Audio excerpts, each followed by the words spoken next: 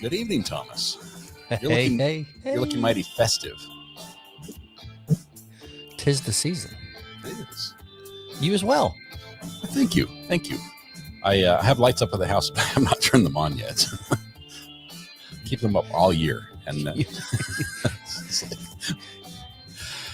You've got the green screen lights plugged in before the house lights. I did. And Christmas is in 6 days. I'll turn it on before Christmas. I think the kids will want. The neighbors will want me to use a little bit of light. Oh, shoot, it's Christmas morning. I better get out there and plug them in. Where are the extension cords? Yeah. How come these ones aren't turning on? Oh, no, it's a season. I love it.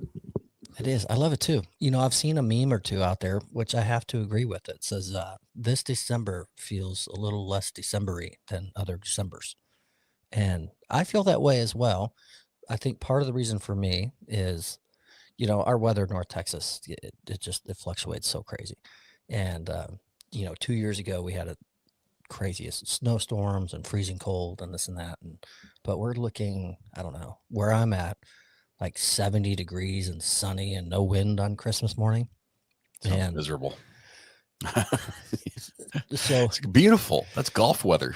It is, but coming from San Diego originally as a wee pup, and I moved to this part of the country in 2004, and there's actually seasons here, and I loved it. I love having a cold Christmas time and all that. It felt neat watching The Christmas Story where there's snow, and there's maybe not snow, but at least it's freezing cold outside, and I can relate.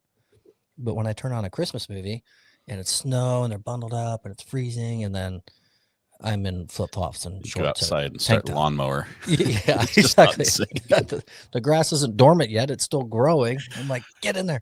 So it feels a little less Christmassy, but we've had so much going on with the family and so many different things. We've been going and coming and all over the works. We finally just slowed down yesterday from stuff we're doing. We got one final piece of thing moved off a property we had to, that's sold and gone. And my wife's been working day in and day out, sun up, sundown. And so it's just, we haven't been able to enjoy.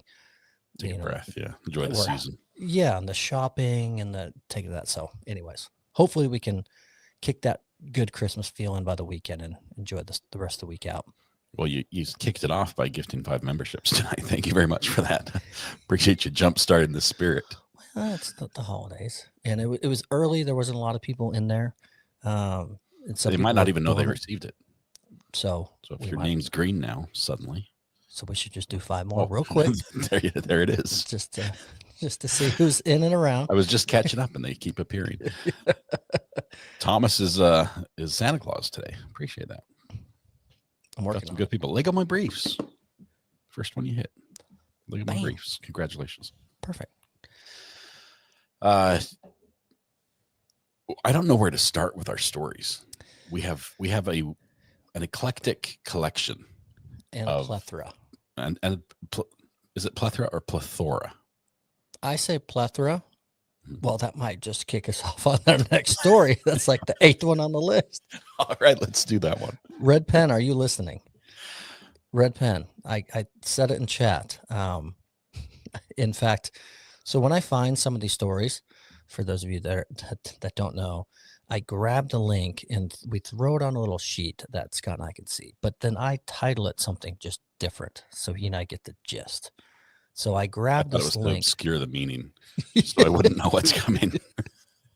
So I grabbed this article and I threw it over on the sheet and I titled it, "Was this written by Red Pen for RA? ? That's the title of this one. No joke. So plethora or plethora. Oh, Red Pen. I love it. So this one is so much fun. This is the most mispronounced words of 2024. And this is where Red is going to comment ROFL in all capitals because it's right up the alley. It's like, this is my thesis. This is 100%. 100%. Thank you, Regina. Thanks for the gifted membership. Oh, I've got email noises in my ears. Getting rid of that. Perfect. So I didn't even read this full article. And I just scanned it real quick. I think I got to the second one. Guilty. But I will say I read some of the words and went, I understand that's how it's pronounced. I just choose to pronounce it the lazy way. So I admit defeat. And I'll kick it off with this one is espresso, the coffee. And That's the right way. Espresso. yes. And I just say espresso, like X. Oh, you have an X instead of an S? Yeah, I just say espresso. Well, Fast. I think an espresso is a faster espresso. it's It's when you don't have to wait for it. It's just you place your order and boom, it's there. to go. It's to go. Yeah. I don't have the patience to go espresso. That's harder for me to spit out. It's a slow word. Can I get the espresso? Yeah, and I just go espresso. It's too fast. I can't do it. So I understand that's the proper way, and I acknowledge that I do it poorly, but I will continue to do it poorly. Espresso is a good example. I'm trying to think. Growing up, there were some words, and some of them I believe are cultural. I'm not trying to get into that, but there's some words that are just pronounced differently by different people, and city names are the worst. I'm just thinking you with your, I'm thinking of you and Ryan Hall, y'all, when you're trying to warn someone about weather coming up. Oh, he gets and you're like, there's some little podunk town in the middle of who knows what state, and you've got an important message for them. You're like, everyone who lives in Ville, he's like, take shelter now. He's like, Bemidji, you're all about to die. And then the chat's like, it's Bemidji. And it's like, okay, the point is just take cover, save some lives. You don't have to correct. But no, you're so right. I crawled out of my tornado shelter to correct you on your pronunciation. That's what happens for sure. I don't even know the next one. Do you have the article pulled up? It's trying, but it's not opening for me, so I was stalling. So it's the mascot of the 2024 Paris Olympics and the Paralympic Games. Stirred up conversation not only for its quirky design, but also for the widespread confusion over its name. So the name is Phryge. PHR. How would you pronounce that? Phryge, right? Phryge? Yeah. Okay. And it's saying it's pronounced Phryge. FREE-JE. No, it's not. That's wrong. That's wrong. It's uncomfortable. The mouth doesn't operate that way. I just don't. So. Okay, let me read it. Look at the word. Oh, I've got something from Twitter. I don't know. I went to Sky News. Is that the right one? Yep. Okay. This one's on Sky. But it's I can't. Phryge, PHRY. They went with a Y for an E sound. Phryge. Phryge. I can see fridge, but not Phryge. I like fridge because after all, this whole thing is founded on food, so that actually makes more sense for the show to be there. Fridge it is. We're fixing that one. If it's on Wikipedia, anyone can edit it, so we'll dive in there and change that. If enough of us make the change, they just accept it as gospel. That's all right. So the next one is SHEIN. Now this hits close to home for me. Okay, so I get about 8 to 9 packages a week addressed to my wife from this place, from Amazon and other delivery people. I've always called it Sheen. Always. She calls it Sheen.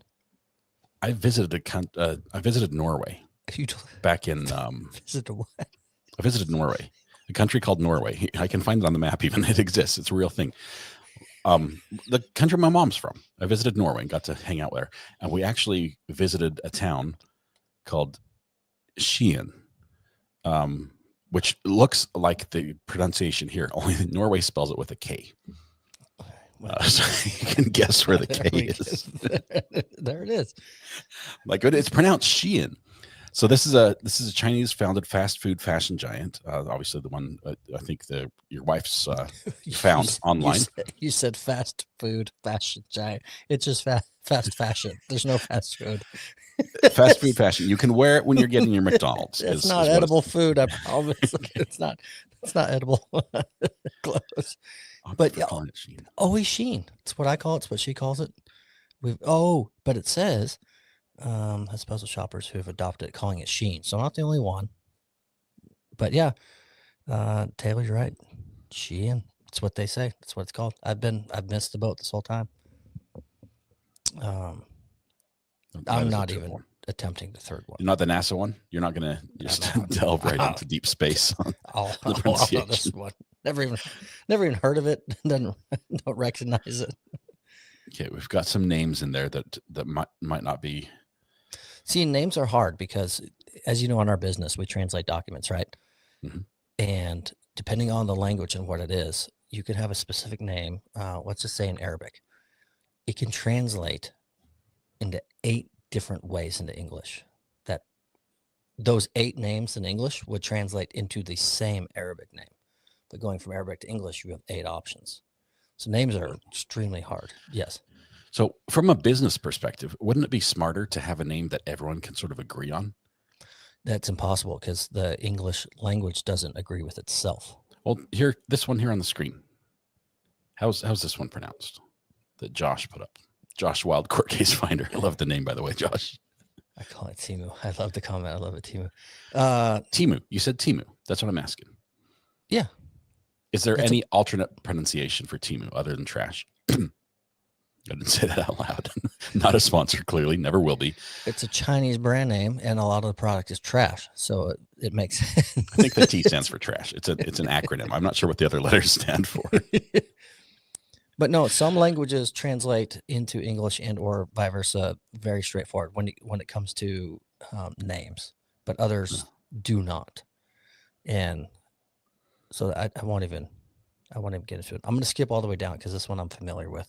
Okay. Coming from a hockey world, this stuff is huge and all around it. Snus, which is smokeless tobacco. That's big. I was thinking like the snooze button, which I'm quite familiar with, as everyone knows, when I'm late. Well, what's funny, it says it's pronounced snooze, like the snooze button. The button. How does every it spell? hockey player, every SNUS. Every hockey player I've ever met that's their habit, snooze. That's what they call it. Snus. How do you get the U? There's no other vowel in there to make the U pronounce its name. Snooze. My 3rd grade teacher drilled that into me. There's got to be an E on the end to make snooze. Wouldn't that be pronounced the same? Not in English. We make up our own rules. I was watching Saturday Night Live, the George Washington "I Had a Dream" skits, where he's like, "I have a dream, and we're going to be in a free country, and we're going to pronounce things the way we want." And it's nailed it. Yeah, this is like ripped straight from that. I was watching it right before the podcast too. Perfect. Article kicks in. Crazy Cat Queen. Wait, does Thomas translate Arabic? Crazy Cat Queen, I do not. I have a company that we perform translations of documents as well as interpreters. So via phone or virtual in courts or what have you. So I'm familiar when we're watching court cases and they have an interpreter come in and what the process and procedure is that of. I am not bilingual or speak any other languages. I'm barely fluent in English, as you guys know, listening to the show. I just manage what native speakers go where and when they need to be and what they're doing or what documents. That's what my daily job is. That's actually why he's able to be with us all day and chat, just because he's doing like research for his company as he's watching translation. I write off my recovery addict membership. Yeah, there you go. At the end of the year, my accountant loves it. Tax accountant. Sure, no problem. I'm wondering if people in chat have like pet words that people pronounce wrong. And Red Pen is probably jumping up and down, raising my hand. Pick me, pick me, pick me. But I will admit that I mispronounce most words, like color, which I'm saying right. And like what? Color. Like you open your box of Crayola crayons to color a picture. Color. So you're saying it like Culler? I'm saying it like it's like it's written. Color. No, it's color. That's what I said. I did not hear a difference. Chat, was anything different than that? I can't use it. Sound like you say color, like Culler. That's the same word. We were saying the same word. That's English for you, right I there. cannot hear the difference between what you're saying. How you say it the way I say it? Color. No, you say color. And how does I guess the rest of the world say it? Color. Like a collar? This podcast is ridiculous. This is like speech therapy for me, guys. Thanks for coming along to my private session, Thomas. Send me the bill. My tongue feels so fat. I can't spit it out. Okay. We all know I say it wrong. What's everyone else's? Mother-in-law says measure for measure. Oh, I put that on the wrong screen. That okay. was who says that one? Mother-in-law. That was a little bit oops, sorry. You found it before me. A little bit salty. My mother-in-law says measure for measure. Oh, okay. Or instead of wash your hands, wash. I throw an R in there. Yeah, why not? Well, they've got an extra R because they dropped it when they said library. down the library. Get me some coloring books. That was good. That was quick. They got an extra R because they dropped it. Another word. Oh, home run. There's the wash versus wash. Is that regional though? Is that like that's Southern? Like a Midwestern. My grandparents, born and raised in Nebraska, they were all wash. And when they said it, I went, huh? Wash. Is it only when you say like wash basin, or is it just go on wash up? Well, I never put them on a test. I will say when I moved to Texas in 2004, and I was a puppy then, so I had to live with a housing family that they're born and raised, and they had 3 kids, elementary, middle school, high school, and great example was like I was cooking dinner and needed the olive oil, and they're like, "Oh, you need the olive oil?" I'm like, "No, oil." And the middle brother, I loved. He was so funny because he was such a smart aleck. And so I would go, "No, I need the oil." And he would turn around and go to me and he'd go, "Oil." Like he would mock me and over pronunciate. Yeah. As if you're saying it wrong. Correct. It's funny. He's like, "Oh, sorry. Oil." But yeah, no, it's oil. I'm in the oil business. That's what you hear out in this country. Oil. Like O-L-E. Oil. I'm like, no, it's oil. Maybe it's like if you got a cheek full of chew. No, oil business. Would that? Oh, yeah. That could oil. Be yeah, it makes it harder. Got a couple other in here, some good ones. Let's see. We've got building. Yeah, and building. I like that one. Who says sandwich? What's the other option? Sandwich. A sandwich?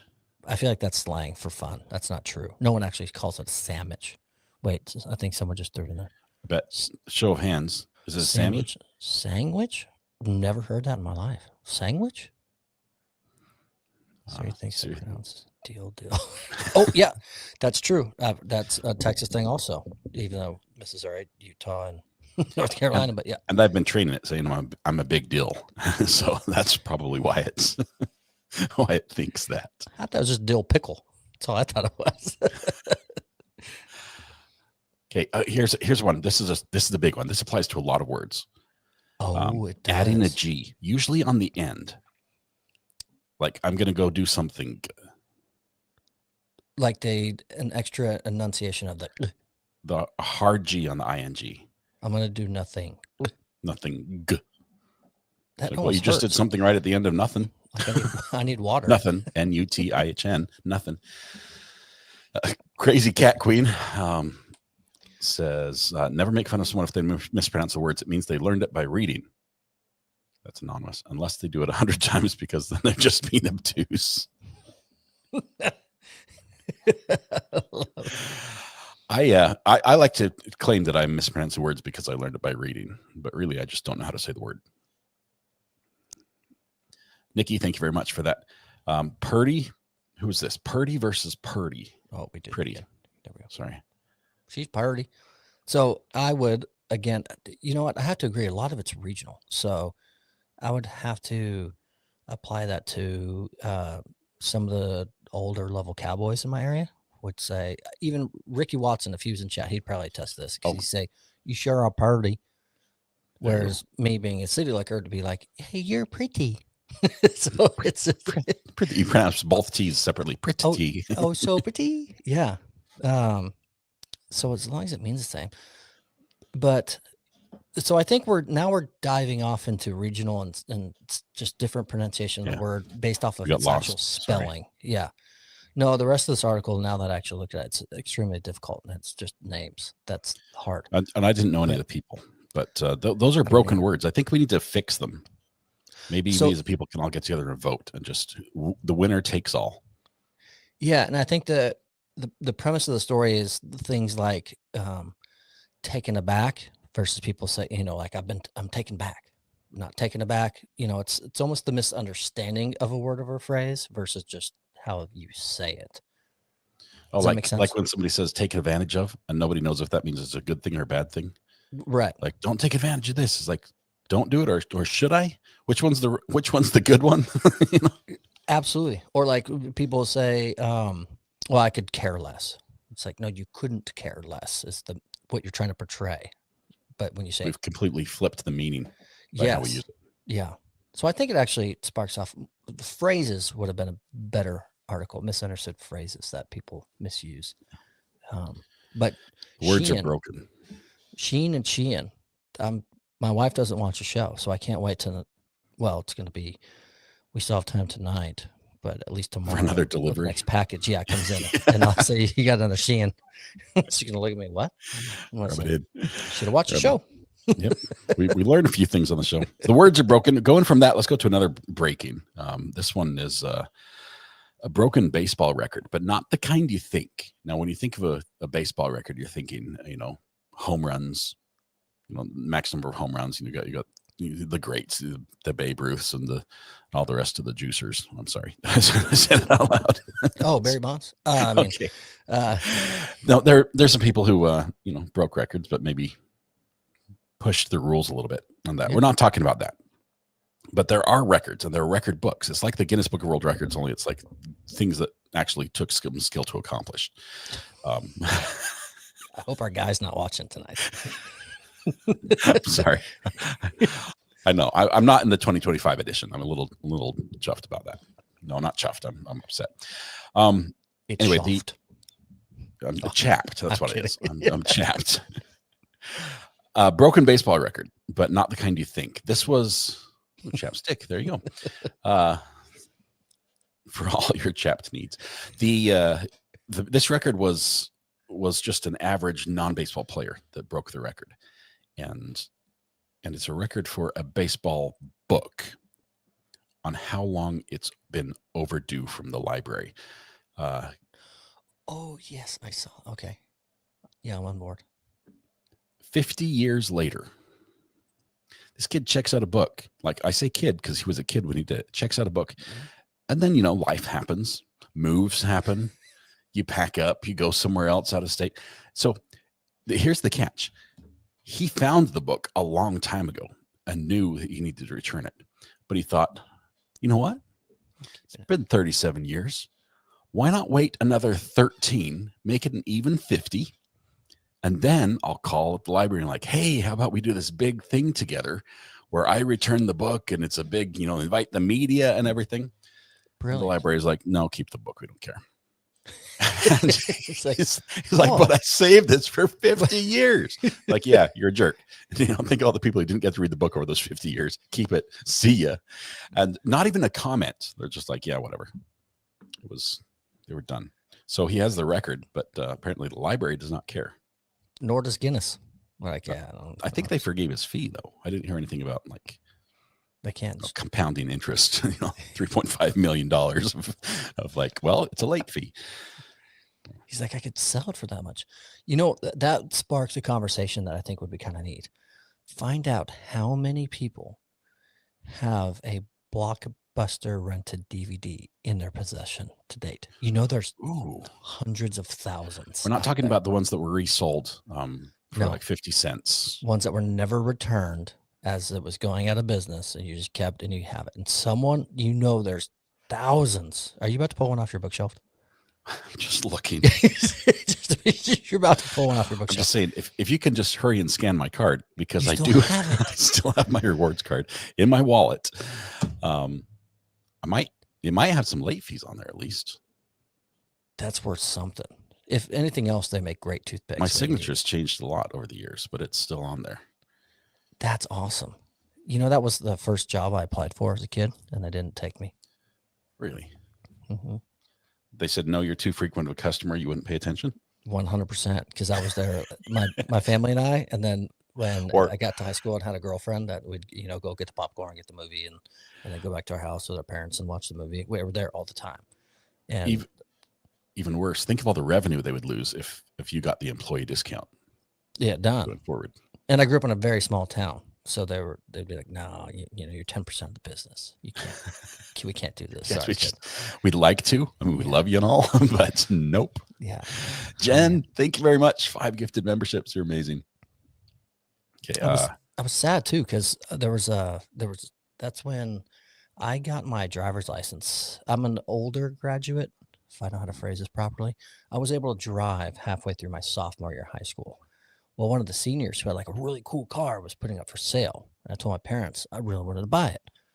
And they're like, okay, you're using a family car at the moment. You want your own, you need a job. I'm like, great. Going to Blockbuster. Love the place. They'll hire me for sure. I know all of them by name. Yeah. And so that was the whole plan, was to get the job at Blockbuster so I could start making payments on this, used like custom Honda Civic, I think is what it was back then. This was like 2002. Did it have a tail fin?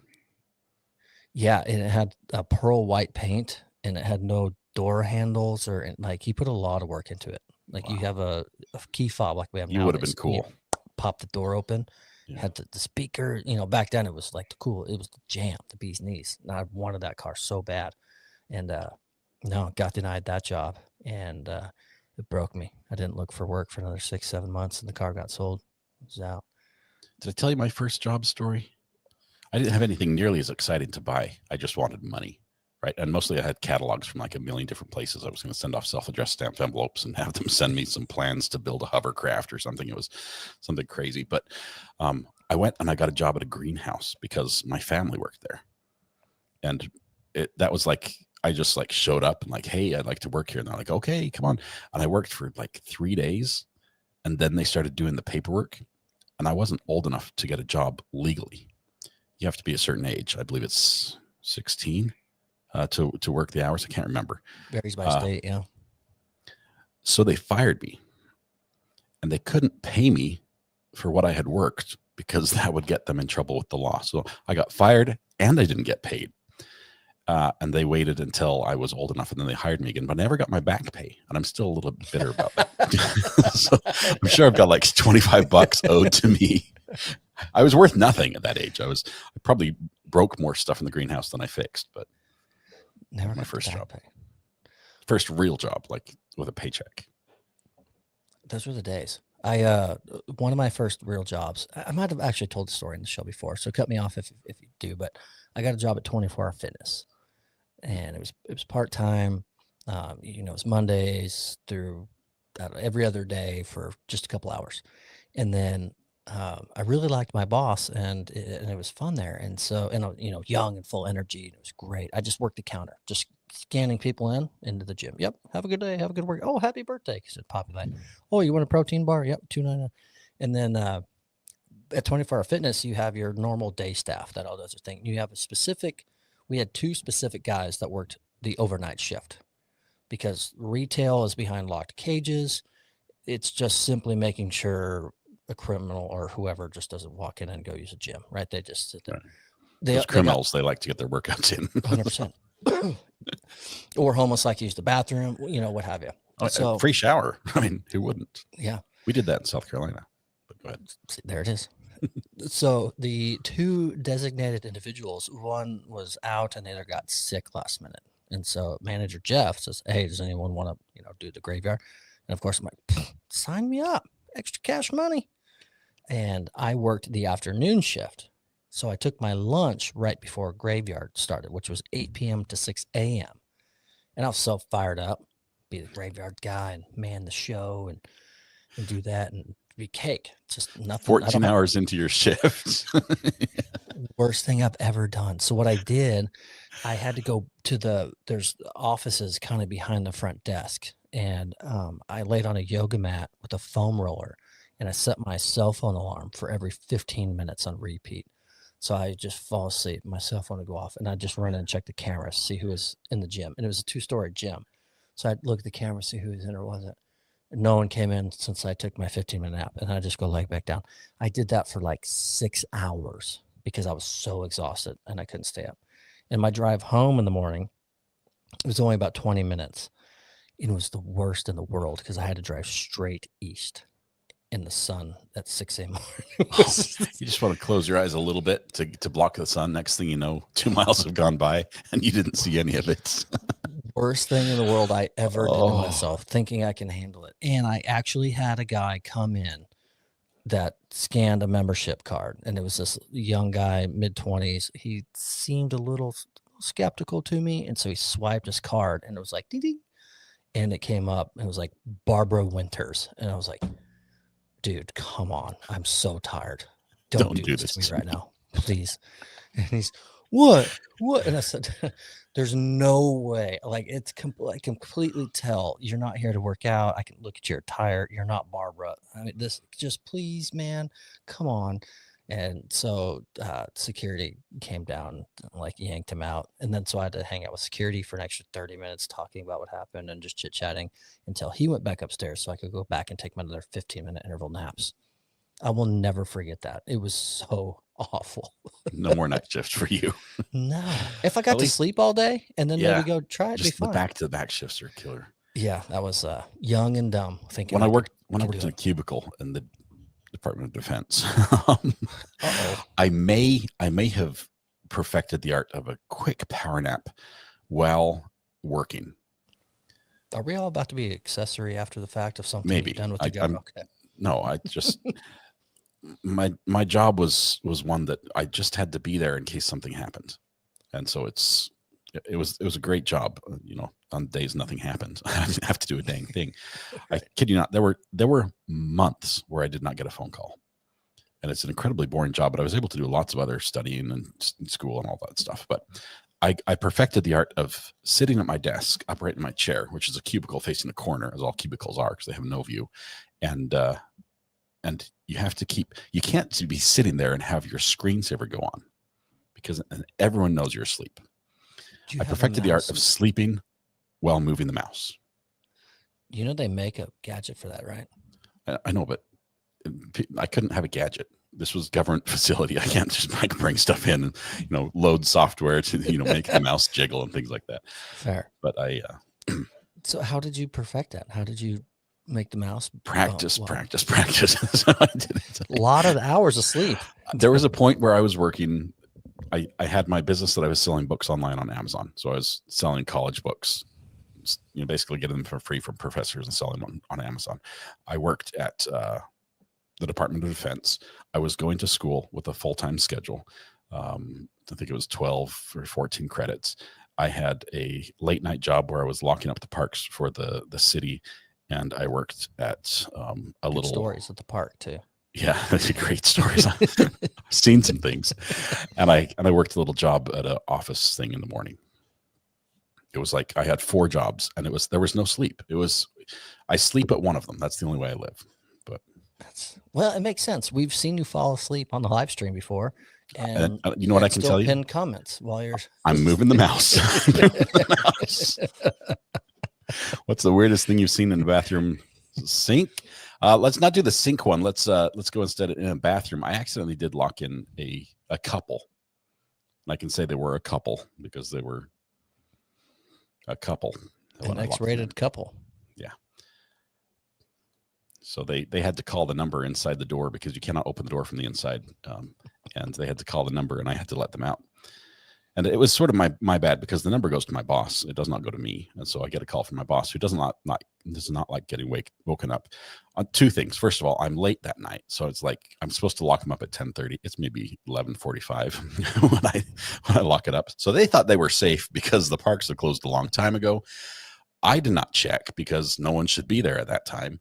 And then by the time, it was almost midnight, and then I had to drive back, and my boss was like, "Hey, just got a call. You did lock the parks at 10:30, right?" I'm like, maybe. So had to let them out. They split so fast. They were out of there. Didn't want to talk. Well, they knew they were in more trouble than anyone else based off of the activity that's happening in the park. I was more embarrassed for them than I think they were. I'm like, I don't know, how do I say this? I know they're in there. I'm walking up. I'm like, "Hey guys, I got the key right here. What's the magic word?" Hey, how are y'all? You're What's great. Never happening? mind. I know you're great. Hey Never guys. mind. Yeah. Joyce said, "I need one of those little machines," and it's called it's not a mouse mover. It's there's another name for it. But ironically, I was just sharing this with my colleague last week. There was something came across Twitter with them, and a CEO of a company where all of his people work remote, they were using those. They're little mouse movers. So you put them in, it makes your mouse move so it shows his employees active. So when he's monitoring movement, he's like, okay, they're not asleep. They have moved. They're on their computer. Well, he got suspicious over something. And so a friend of his said, well, hey, they make these little mouse movers, whatever they're called.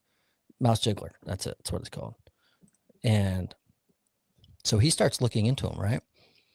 The CEO bought like 90% of the available mouse jigglers that are on Amazon, got them, ran the data on them to see the patterns, then extracted all of his employees' patterns and sort of fired people and found like 92% of his employees all had mouse jigglers. They were all using them. Oh, the my goodness. Coolest thing I've ever heard of to track, because I spent months running that data and tracking it. He spent a fortune tracking that down. And then he spent a fortune to have to rehire and train everyone. They just fired and everything else. But kind of cool when you can stand up and be in front of like 10,000 people. I know 8,000 of you have these, and I know which model you have. I can tell you and you which models you have. You need to update the firmware, and you need to. Yes, that's like you're going, oh my gosh, he's a boss to find this. They need better NGR formulas. The random number generator, RNGs. Sorry, NGRs are backwards. Random number generator, which they should work into the algorithm for how far the mouse should move in which direction. And that way there's no pattern. Yeah. So you just throw them off. But then, the one company that has one of those, he's like, okay, they all have this one because these all have no pattern. So like, they're in that boat. No one clicks on that part of the screen, and this one's clicking there. Yeah. That's crazy. But yeah, that's not a way for longevity in a company for sure. No. But speaking of longevity, living a long time, there are secrets to living a long time. Everyone says, the fountain of youth, which I haven't found. Clearly, you might have it down there in Texas. Is it nearby you? No, sir. Fountain of Youth, Texas. No. Nope. Long way from here. We old quick. We age quick. When you're looking for who has the fountain of youth, you have to sort of consult the oracle, so to speak. The person who lives the longest obviously knows the secret. 106-year-old woman stays young with positivity and what? Fill in the blank. What's the other the other thing? Little positivity and blank keeps you young. So one lady a few years ago, her big belief was Dr. Pepper. That was her go-to jam, which as we 23 know, flavors. 23 flavors, and that's bound to kill you. But somehow she made it. Another one, applesauce, that on paper sounds good. Another was Coca-Cola and cigarettes was another one. Which together? Yeah, she'd drink Coke and smoke cigarettes. She said half a pack a day for like 75 years. What's her jam?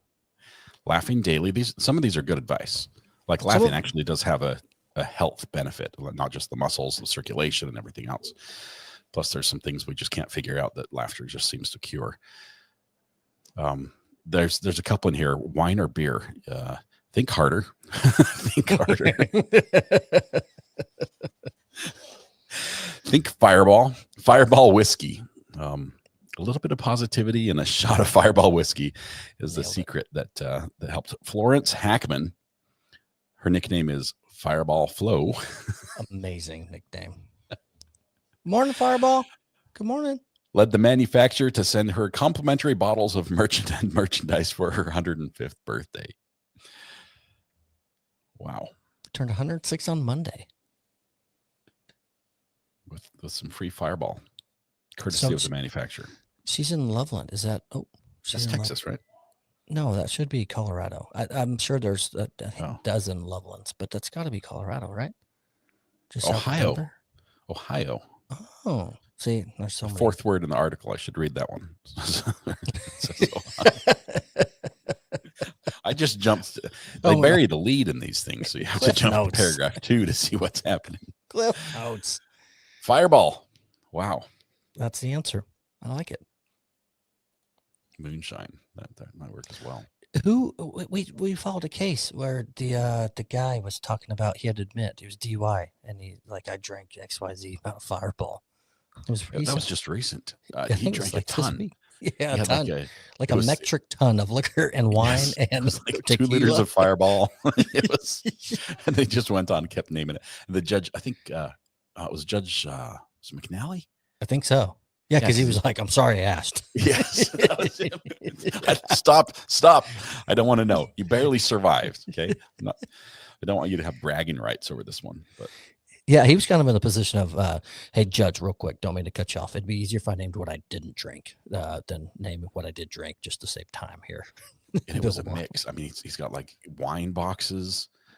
I don't know if he just like went through the liquor stores, like, I'll have one of those and one of those and one of those, and got all the different shapes and colors and called it good. But it sounds like a frat party or something. It was a BYOB thing, and he just sampled everyone else's whatever's available. I just got to get it. Just bring it on. Man. He just nailed it.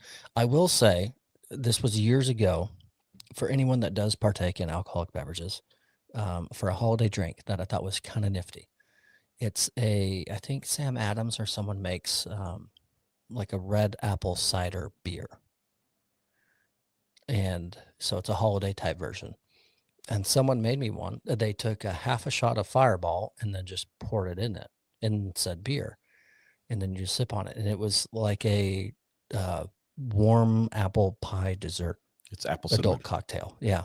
It was actually pretty tasty for those that like to enjoy a beverage for the holiday season. That was, because I hear Fireball as well in a flavored beer, and my nose is so far up in the air. And it was a tasty little dessert type. If you don't drink, you could just have apple pie with cinnamon. It tastes exactly the same, apparently. So. Now that'll make me throw up. I can't do that. Can't do the pie? Oh. I can't do cooked fruit. Okay, this is a weird moment, but there's no better time than the podcast to bring this up. Cooked apples. I cannot, like apple cobbler. Okay. I'm like the prosecutor today. I cannot, hairball. I cannot eat it with a metal fork.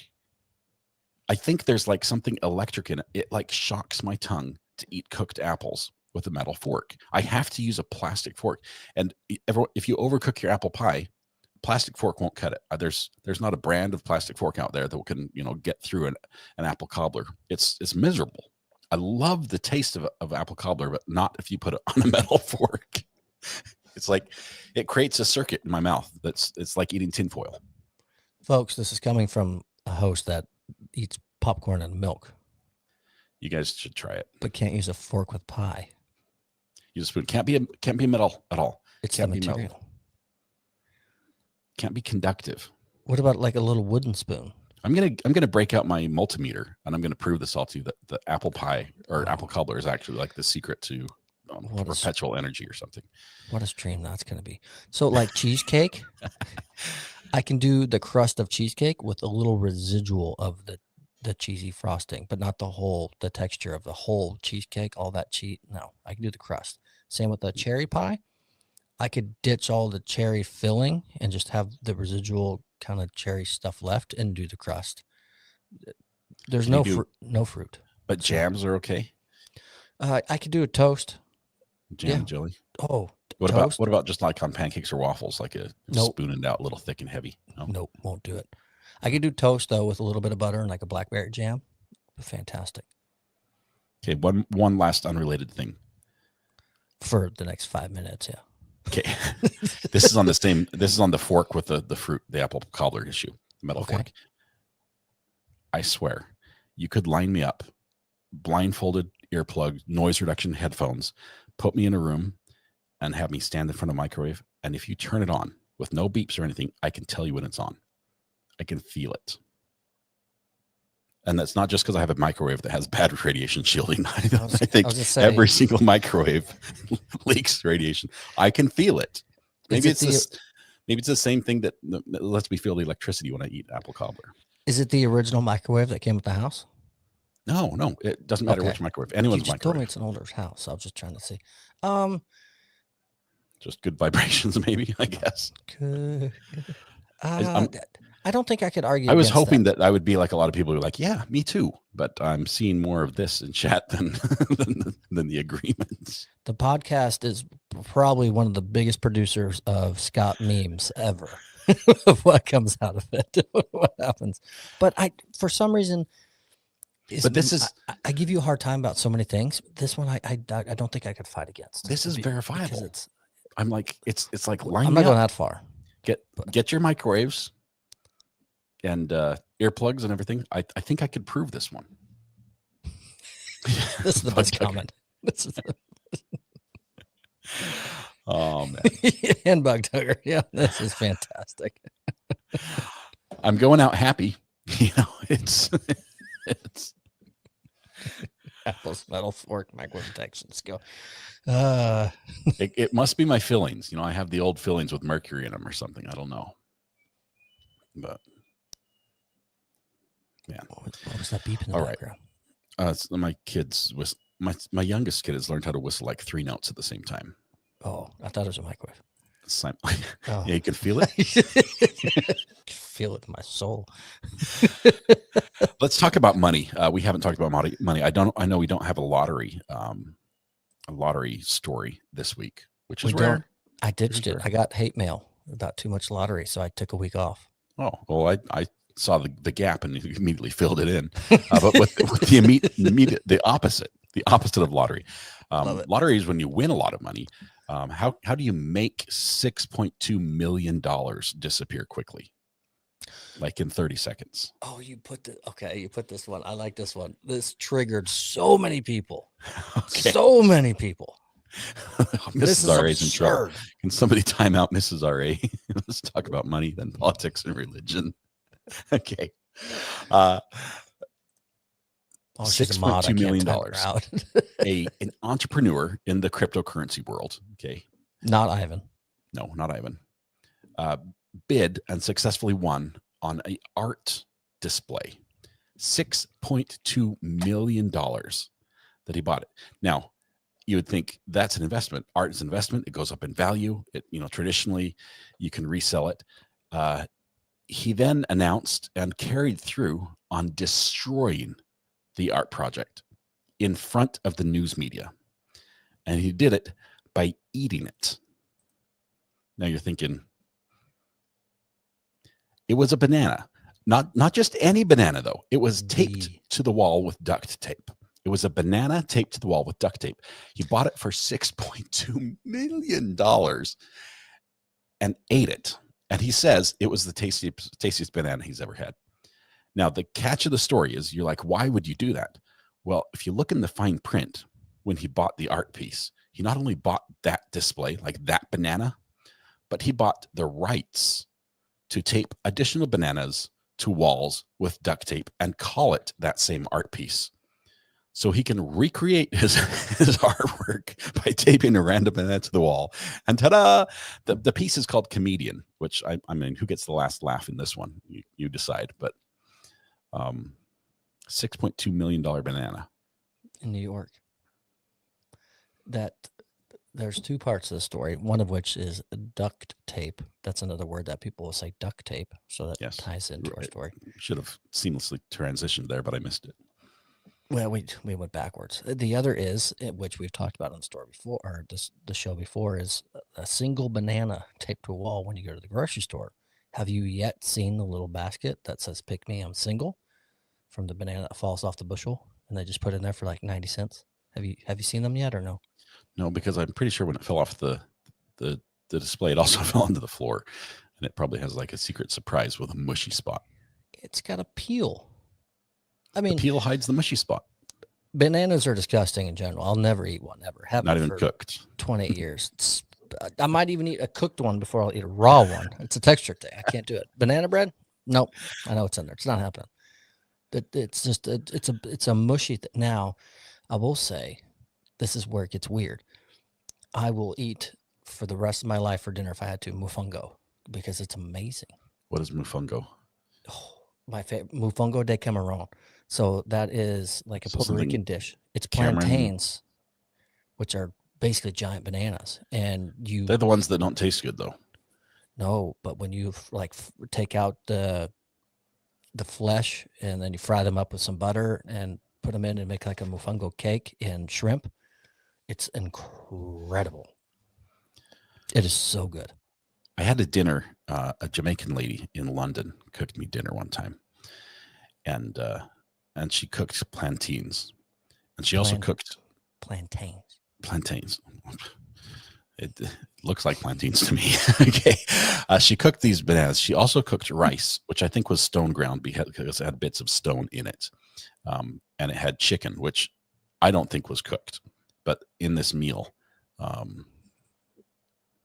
it was not good. I would say all three items were not good. And then my friend I was with there it keeps having me drink more of this nasty juice she makes as well. Turns out it was alcoholic. By the time I left there, I could not walk straight. I had no clue. Oh, you told First me time about I was this. drunk. So, You told me this. You had no idea that you were no drinking. clue. No clue. It tasted so foul. It was so bad. But anyway, so that's you say plantains, I think drunk. That's the first time I ate it. So the ones in Puerto Rico, they don't get you there. It's amazing. It's so good. I came home from my trip in Puerto Rico, and I think I got it for dinner all 4 nights in a row after the first night because I loved it so much. So we hosted our neighbors for a pool party, and I made some because I found plantains here and cooked it up, and the neighbor loved it. The next few times, like, will you make that again? I hadn't made it since, which I need to. It was awesome. I should make it for Christmas Eve. Christmas Eve, the mother-in-law and father-in-law come here, and I cook dinner. It's a nice, small, intimate gathering, and I always do manicotti or steak or something. I should do that one. And you're going to switch to like bananas. It's like, well, do you want the steak or do you want the banana? With shrimp. You can even do lobster. You can dress it up a little bit. The shrimp does make it sound better.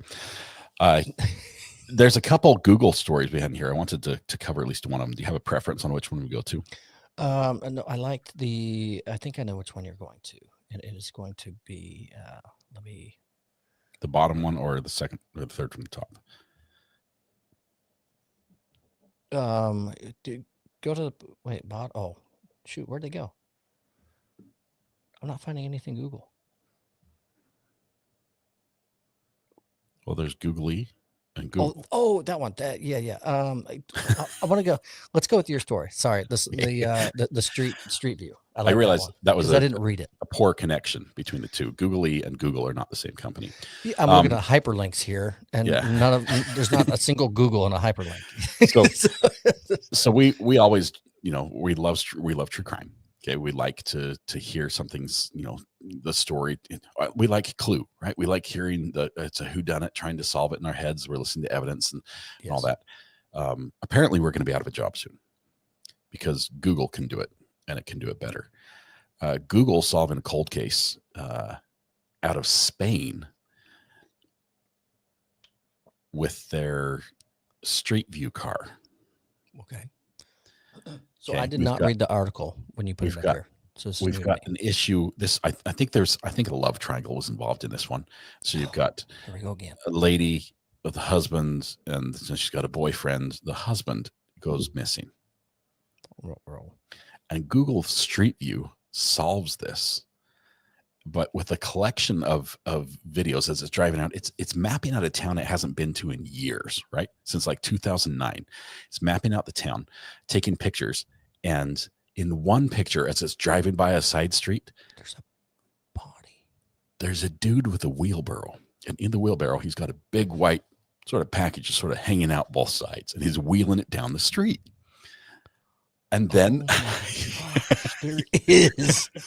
And then later when it's doing a different pass, you've got him loading the trunk with the body.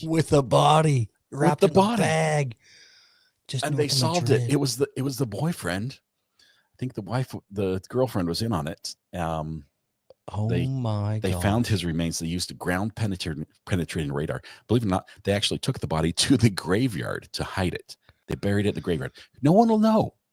No one will know, right? They buried it in the graveyard.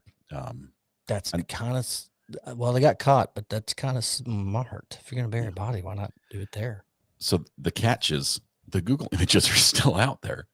We're looking at them. if you go to, you like, take me on a tour of this little town in Spain, you go down the wrong side street, and it's like, there's a dude hiding a body right there. So they're still live on Google Earth Street View if you want to.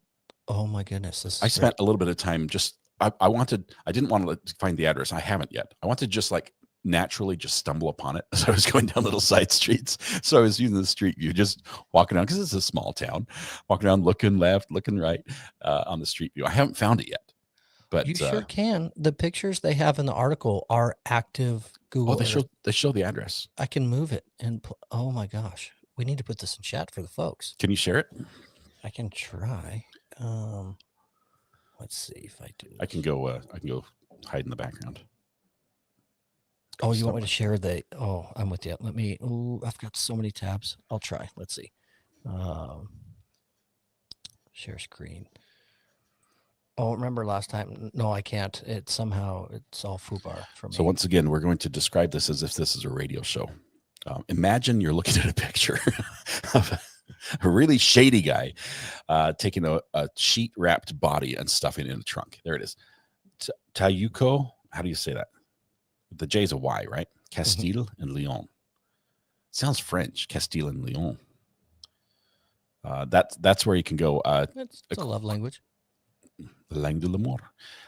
You can go there and take a little tour. Look around yourself and just see that it's a red car going in the boot of the car or the trunk, and a body. It's like it's not even. First of all, it looks like a body. You look at that and you're like, that is not groceries. That is not. Hey, I'm loading up my guitar and a few belongings, moving to a friend's house for the weekend. No, it's a body, full on. And Google caught him. That is terrible. Oh, here we go. Let's see. Oh, this link might be too big, and I don't have the way to condense. Here, let me copy the link. Did it work? I did it. Yeah, it worked. I did it under your name, but yeah, I see that. There it is. I've been hacked because through StreamYard, so that's why I did it on YouTube. But there's the link that'll take you there. Click that, and that is the zoomed in version of the non-grocery order being packed. You got to click on it over in chat on the right hand side. I'll put it in here as well under mine. There we go. Incredible. That's YouTube could help solve a crime. Wow. I wonder who spotted it first. Like, do you think detectives went through Google Earth, or it just people started seeing stuff and going, "Hey, this is weird." Have you? There guys are people noticed out there who look at like every image that Google puts out. They must, because they find the weirdest things. It's like, here's somebody who timed it perfectly and is doing like the Toyota jump in their driveway as the car goes by. Yeah. Like, how do you do that? Totally. I think I've come across the Google car maybe twice in my lifetime, and I've done, I don't know, stuck my face out the window, made a funny face or something in hopes one day it's some silly me making fun of this guy on the road out there. I haven't come across it, but you're right. People just scour the internet and Google view looking for it and finding it. One day, find some creepy stuff. One day, somebody's gonna be scouring the internet and they're gonna look like, hey, you'll never guess. This house, the trees are carved into an F and a U out front. I'm just waiting for the Google card to find my trees. I know that guy. It might be there. I know one of the trees has died, probably because of how I pruned it. But for a while it was there. I've lost the rundown. I don't know where I put it. No, we're good. We've plenty through, plenty left over, and we're out of time. Before we close up shop, coming to the holidays, I'm assuming probably no podcast, right? Or are we going to podcast day after Christmas? I'm probably going to do a little live, but not a podcast. It's a big family time. I'm going to do a podcast just for sort of like our community family a little bit, but it'll be a short day, and probably evenings will be with family. Okay. So call this one kind of the goodbye podcast till we get through the Christmas holiday. What are 2 to 3 traditions that your family has for this holiday? Hang on, I just realized this makes it the last podcast of the year. We're going to be on season 3 next time we start. And we say episode 45, but it could be like 99. We just make up numbers. Yeah, we do. We weren't going to tell you. We just make up numbers. We do. Spaghetti on the wall and just kind of see what sticks there, and we just run with it. Now, let's see. Mrs. Ari is in chat, so I wonder if she's going to weigh in as well on, let's see, Jen's Festivus poll. Thank you. I'll be fine. Let's see. 2 or 3 traditions we do. I read How the Grinch Stole Christmas. Okay. And I read it with voices that my family invented long before there was a movie. So it's very different from the movie. Okay. Like he's a mean one, Mr. Grinch. That's not in there at all. It's just straight Dr. Seuss, the way it was intended. We do that. We also take, this has grown on me because this is my wife's idea. But we hide the sibling gifts, the gifts the kids give to each other. They hide that somewhere, and then we do a little scavenger hunt. That's fun to make them hunt and find for it. And the scavenger hunts have progressed from like, look in this area, look in that area, and then you're like just going connect the dots to now our older kids are like doing like codes. They're like, I wrote this program that you have to crack the code to, and then it will print out this and and a little timer stopwatch. It's getting extremely complicated, and it's a lot of fun to see it because it's fun to just watch the kids build something for whoever they're giving the gift to that's sort of unique to them, and it just makes it fun. But that's awesome. That's really cool. How about you? I like the stuff. Before I dive in that scavenger hunt, kind of reminds me of something. Bless my mom's heart, rest in peace. She always would hide the presents. She bought them before Christmas, put them out, and it never failed. And I know my brother's watching, so he'll have a funny text or chime in on this one. 1 to 3 months or so post Christmas. Well, guys, so there's one more because I found it in the closet. And as we got older, we finally cued in because we were, done. And she'd sit there and go, how do I tell them that you did open them all? Are you guys sure? Saint Nick made another trip. We're like, yeah, Mom. Here in February. That's it. There's nothing around the tree. I've got, all mine are here. My brother's, Mom, there's nothing. Everything's open. Why? She's, oh, no reason. Just wondering. Are you sure that's all? And then she can't remember where she hid it. It's like a squirrel with a nut. 100%. And so like a month or 3 later, she'd come out and be like, I remember, there it is. Found it. By golly. Here it is. So it was every year. What was this for? Yeah, bless her heart. It was awesome. But it's kind of fun because you always got like a bonus gift, post Christmas. You got something. You just didn't know if it was a sure thing or if it was a month or 3 later. Like, you have like your birthday, and then your unbirthday is like 6 months later. And you've got Christmas and unchristmas. So you've got gifts year round pretty much with that. Totally. It was great. So tell me your traditions though. Yeah. So we don't have any real major traditions. I grew up with my brother just texted me, wow, forgot all about that with laughing faces. The one thing I remembered is, so Thanksgiving we ate turkey. Christmas, my dad always made duck. That was one thing. Ooh. And my dad was an amazing chef. He was fantastic. So that was such an awesome Christmas lunch type thing that we always did. We did what a lot of people do as well. The typical one gift on Christmas Eve type thing to get you by. But that was the biggest things I remember growing up as far as traditions go. I'm, now with the daughter and being married and, a family of my own and starting our own, but now I've married into a much larger family than, I have initially myself. And so there's a lot of different things that happen. And For a while, it was we would go to the in-laws, and that was our Christmas Eve. But in the last couple of years, it's transitioned to, as I mentioned earlier, the mother and father-in-law come over, and we host them for dinner and hang out. So it's a little bit more intimate and quiet and relaxed. And then it's just my wife and daughter on Christmas Day, and it's kind of I love my family and all my in-laws, and I tell them all the time the in-law memes are always funny, but for me they don't apply because they are so great and so awesome. But there is something to be said about enjoying Christmas Day with your, the wife and the daughter, just relaxing and watching the enjoyment that happens and that type of thing. So that's kind of morphed into our new tradition of making Christmas kind of quiet, which as I'm getting older, I'm loving quiet, even though I talk a lot. But so that's kind cool. of You're quite fortunate with your in-laws. I know my wife's in-laws are crazy. That would be my family. That's yours. Yeah. That's yours. Yeah, I like to think that she got the best of the bunch, but no, we've got some. There's a lot of us. There's a lot of personality there. That's really cool. Well, Thomas, have a Merry Christmas. I know I'm going to see you like virtually between now and then, but yeah, I'll probably talk to you tonight. Yeah. But text me. You got my number. I'm excited. 'Tis the season, and good things are happening. So it is. Hope you have a wonderful holiday season. I hope everyone does. Make some memories, and if you don't have good memories planned for yourself, see if you can do something to help somebody else, and you'd be amazed how it makes you feel. So good stuff. It feels a lot better helping someone else than it does yourself. Unless you're talking about to dinner, because help yourself, or else you're not going to get any at my house. 100%.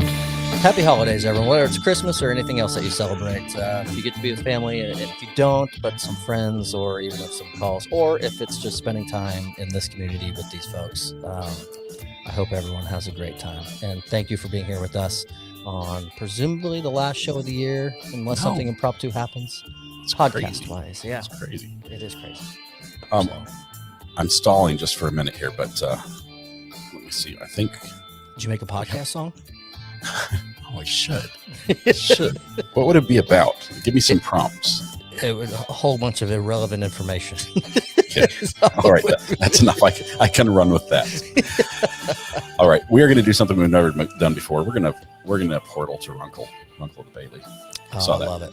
Cool. It's a little way to spread some Christmas cheer. Absolutely. But we're going to portal over to Ian. Thank you, Thomas. This is obviously the highlight of my week. Love it. Thank you all for coming out here today. Dad jokes all around. We're going to end without a dad joke. I'm going to end this right now. Thomas, I've got one. Say anything. I've got one. Teenage girls are the most sloppiest. They're the worst. Our daughter showered in our bathroom last night, and I walk in and I tripped over a Kleenex box. Luckily, nothing was sprained. It was just tissue damage. Merry Christmas, and I'm sorry. Yeah, you should apologize for that one. Have a good one. We'll see everybody. Bye. Bye.